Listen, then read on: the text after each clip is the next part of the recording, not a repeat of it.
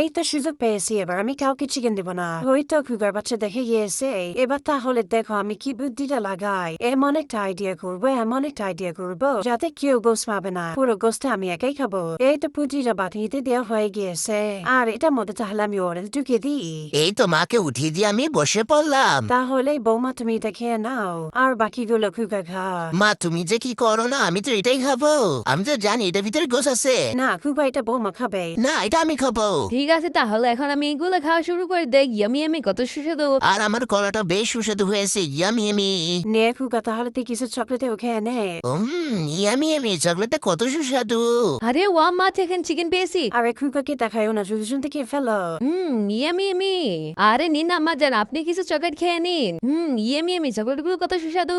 হা একটু পরে তো আমি সেই বড় গোসটা খাবো।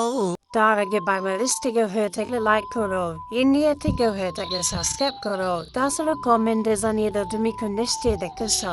আরে বাপরে, এটা কি করতেছে এখানটা আবার গোস কই?